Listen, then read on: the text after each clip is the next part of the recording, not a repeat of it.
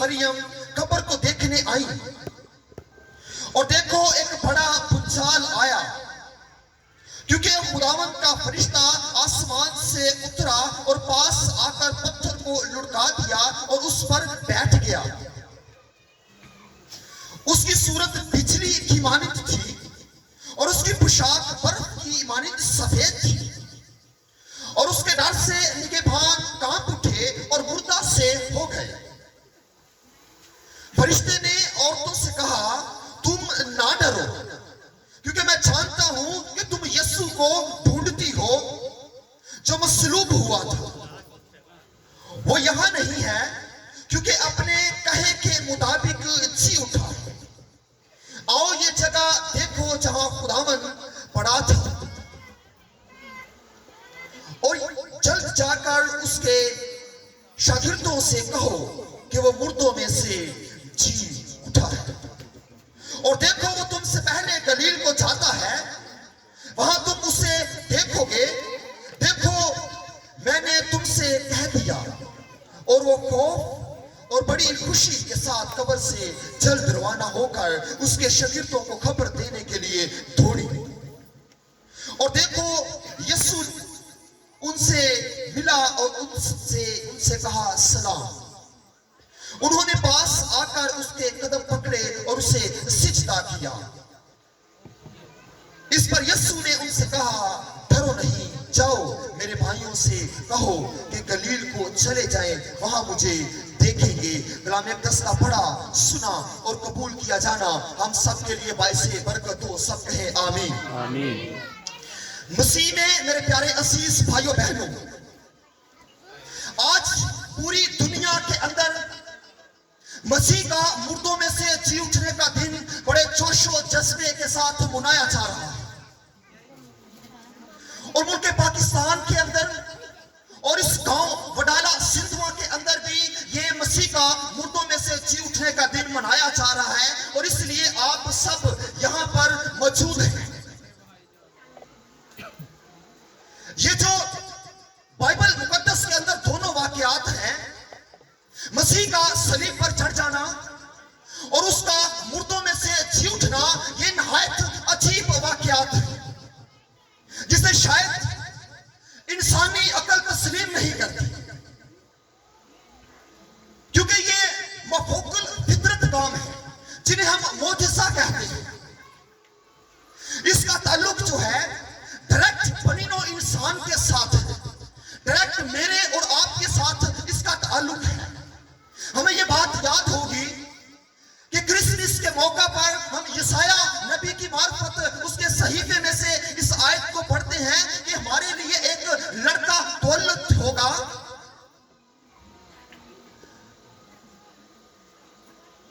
यीशु नासरी, जिसका ताल्लुक मेरे और आपके साथ है।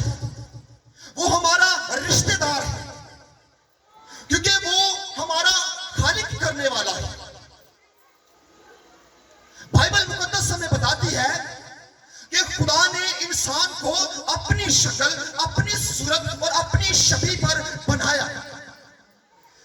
पूरी कायनात के अंदर नजर दौड़ाकर देख लीजिए कि मखलूकात में से कोई ऐसी मखलूक नहीं जिसे खुदा ने कहा हो कि ये मेरी शक्ल, मेरी सूरत और मेरी शबीह पर है।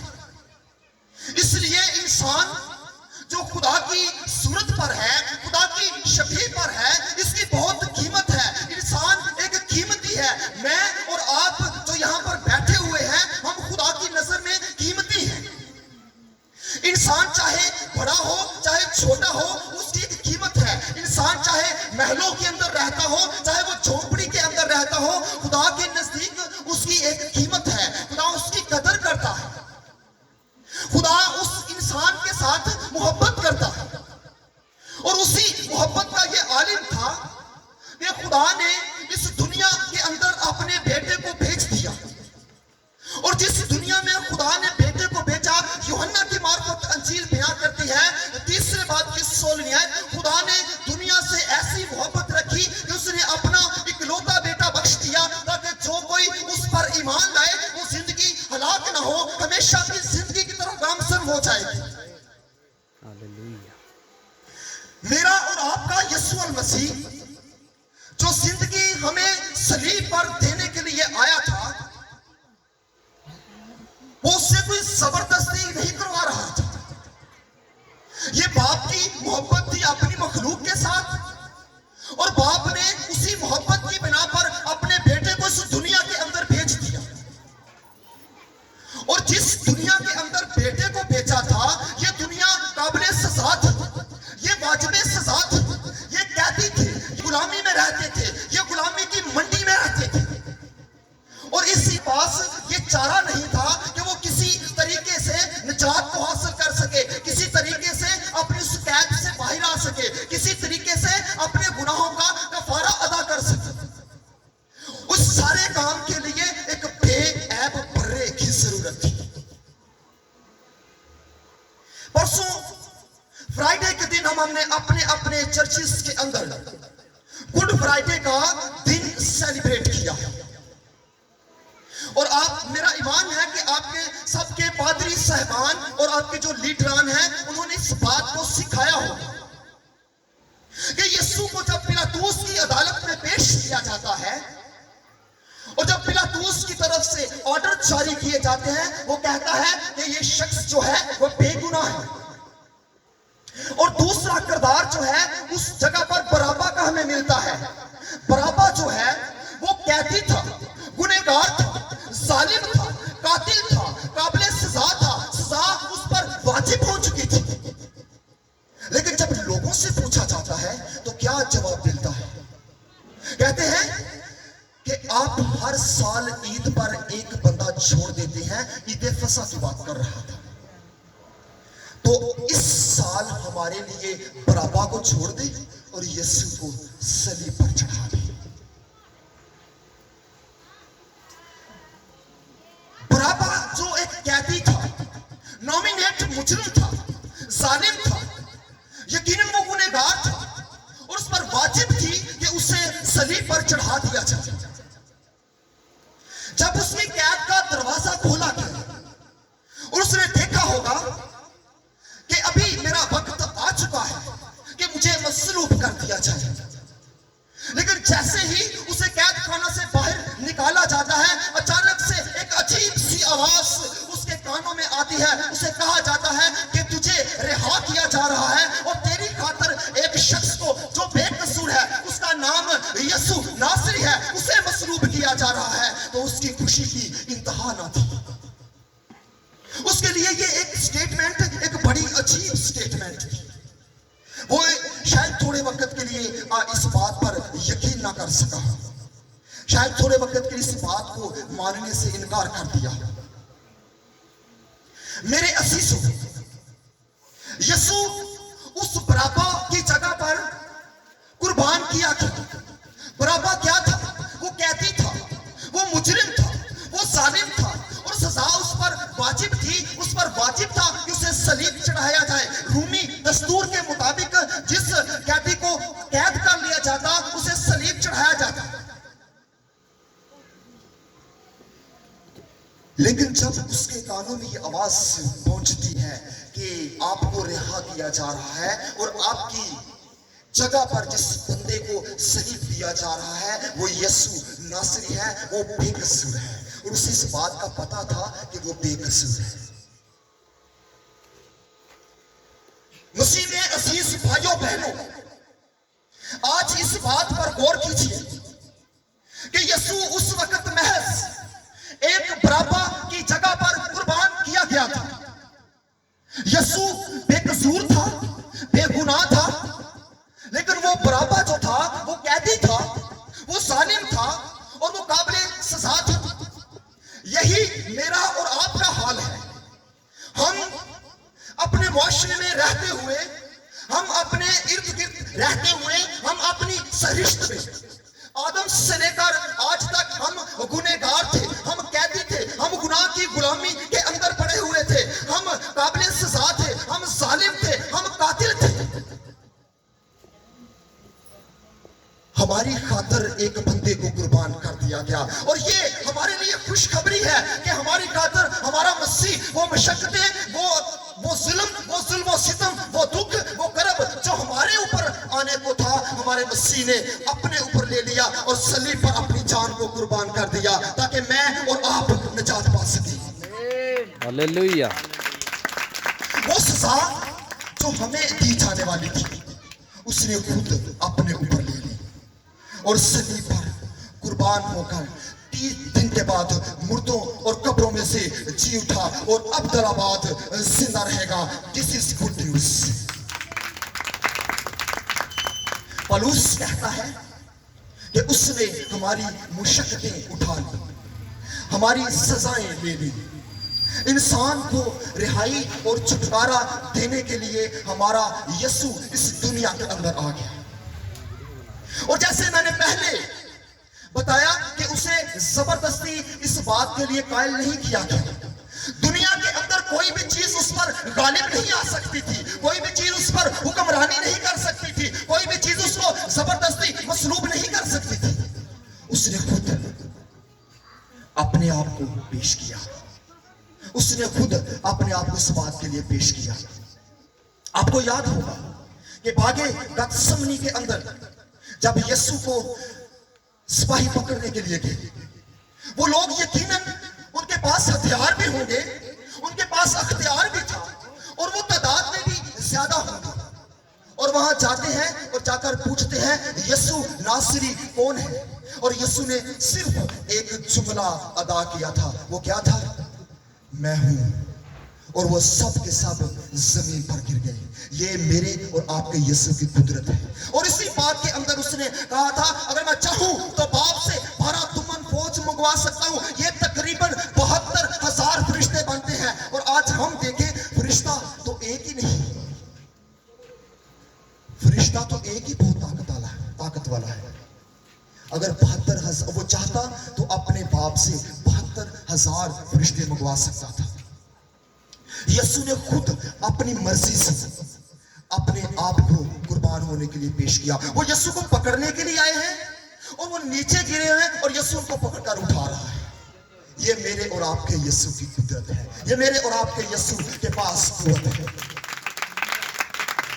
यूहन्ना की इंजील 6 बाब की 17वीं और 18वीं आयत में लिखा है कोई मुझसे जान छीन नहीं सकता। ये यीशु का कौल है, ये यीशु के मुंह से निकली हुई बात है। उसने कहा मैं आप देता हूं, मुझे अपनी जान देने का भी अख्तियार है और फिर उसे वापस लेने का भी अख्तियार है।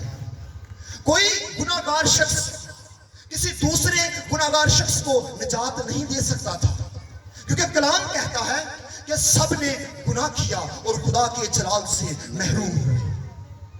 सब गुनाह के नीचे थे, सब जहन्नम की आग के नजदीक थे, सब इब्लीस के कैद के अंदर थे, सब खुदा के गज़ब के नीचे थे। यूहन्ना की इंजील में लिखा है जिन्होंने ने उसे कबूल किया उसने अपने फरजंद होने का हक बख्शा, जिन्होंने ना कबूल किया वो खुदा के गज़ब के नीचे हैं। अगर हम खुदा के गज़ब के नीचे हैं तो आपको पता है गज़ब किस किस तरह से नाज़िल होता है, गज़ब क्या क्या करता है।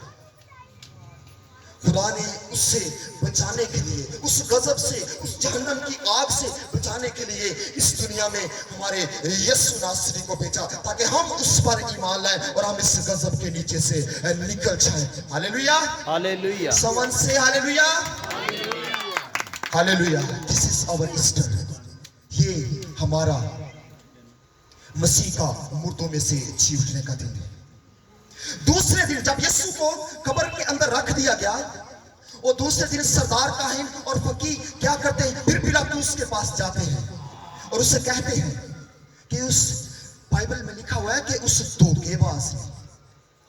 धोखेबाज ने कहा था कि हैकल को ढा दो और मैं 3 दिन में इसे दोबारा खड़ा कर दूंगा। और कहते हैं ऐसा ना हो कि उसके शरीर उसे उठाकर ले जाएं और वो कहें कि वो जी उठा है। यीशु को धोखेबाज कह रहे हैं, लेकिन उनका खौफ देखिए। उनको पता था कि वो जो कहता था हो जाता है और जो कहता था वो हो जाना है। अगर उसने कहा था कि हैकल को ढा दो और मैं 3 दिन में से खड़ा कर दूंगा, और फकीह फरीसी सरदार काहन के बात जानते थे कि ये कर देगा, क्या किया? पिलातुस ने उनसे कहा कि आपके पास सिक्योरिटी है, आपके पास पहरेदार है, आप कब्र पर पहरा लगाए। कब्र पर पहरेदार खड़े कर दिए जाते हैं और कब्र के मुंह के सामने एक भारी पत्थर जो है वो रख दिया जाता है और उसके ऊपर रूमी मोहर जो है वो आवेसा कर दी जाती है। लेकिन आसमान से दो फरिश्ते नाज़िल होते हैं, वो इतने ब्राइट थे, उनका जलाल, उनकी दहशत, उनका रोब इतना था कि उनके आने से पहरेदार जो है वो मुंह के बल नीचे गिर जाते हैं। और एक फरिश्ता आगे से पत्थर को हटाता है। जैसे ही फरिश्ता आगे से पत्थर को हटाता है, मेरा और आपका नजात दहिंदा इब्लीस की सारी कदूरतों पर, उसकी सारी लानतों पर, हमारी सारी आजमाइशें उठाकर, हमारे सारे गुनाह उठाकर, उनको खत्म कर कर मुर्दों और कब्रों में से जी उठकर बाहर आ जाता है। ये मेरे और आपके यीशु की कुदरत है।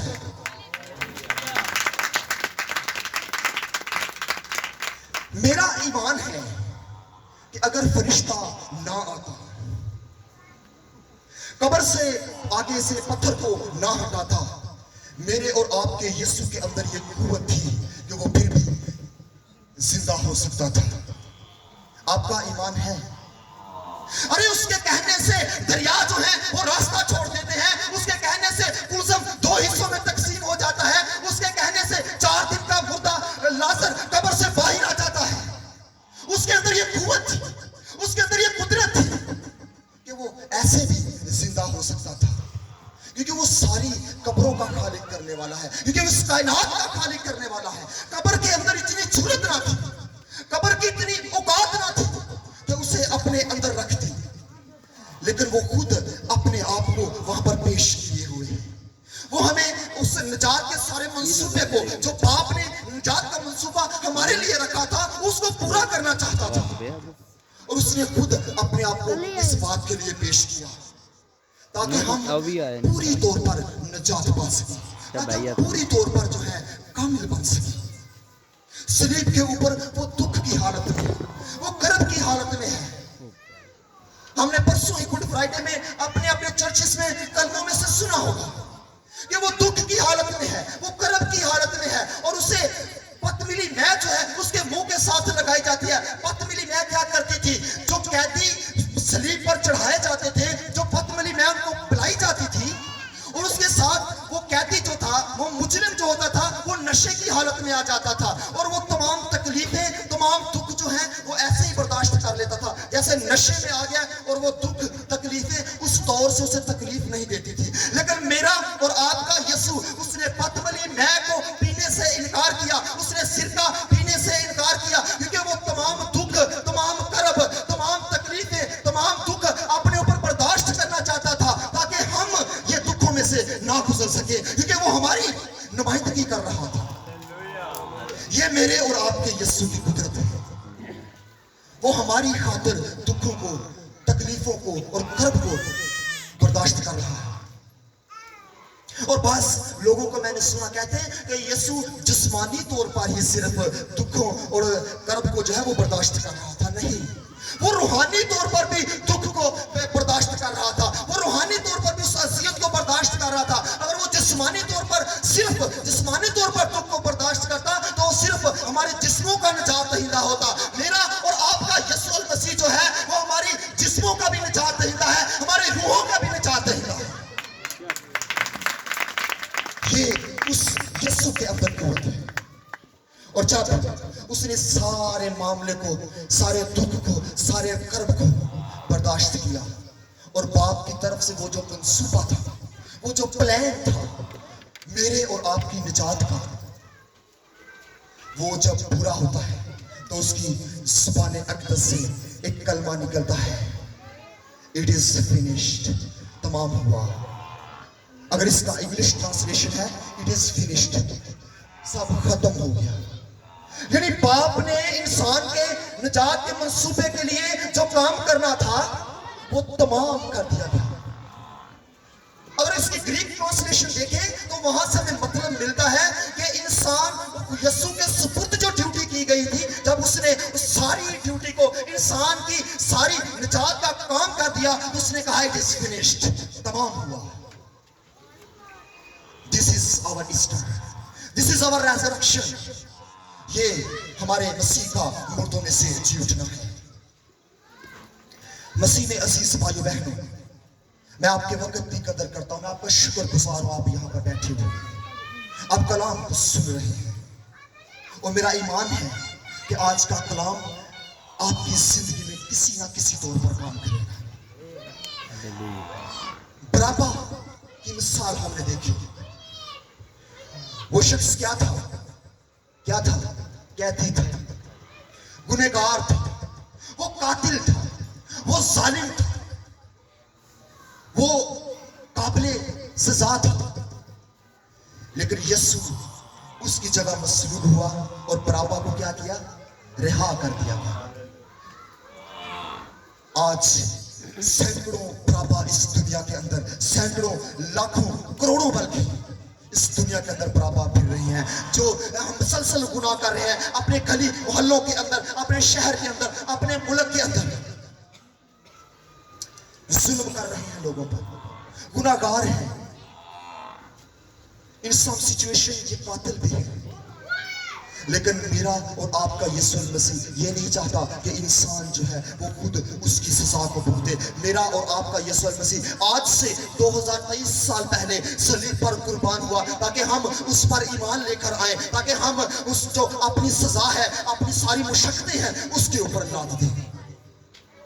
अब ये बात हमारे ऊपर है कि किस तरह से हम ईमान लेकर आए हैं, या आज से पहले हमने इस मसीह पर ईमान नहीं लाया।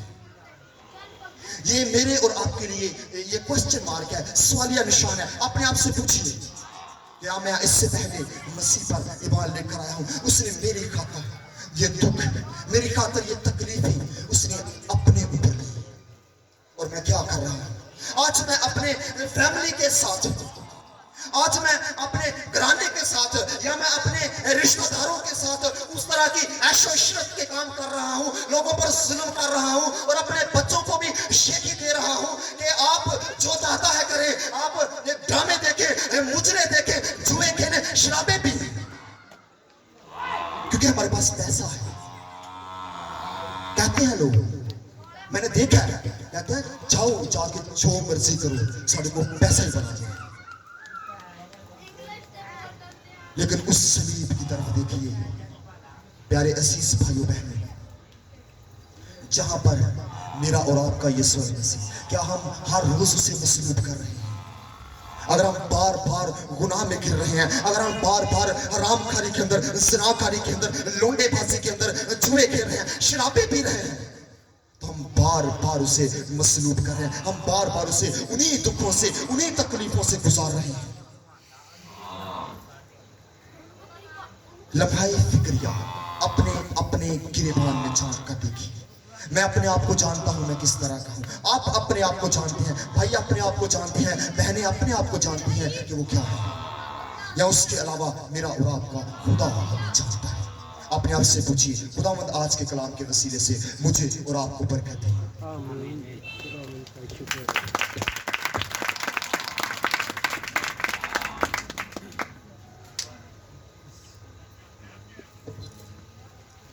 खुदा के जलाल के लिए तारीफ करनी, अपने हाथों को इस्तेमाल करना।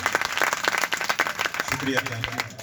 थोड़े वक्त के लिए हम अपने सरों को झुकाएंगे, कलाम खुदा की शुक्रगुजारी करेंगे, उस खुदा का शुक्र करेंगे जिसने आज हमें अपना कलाम दिया, अपना कलाम उतारा हमारी ज़िंदगी में, ताकि हम बच सकें और हमेशा की ज़िंदगी हासिल करें। सो प्लीज़ मेहरबानी करके अपने सर खम कीजिए और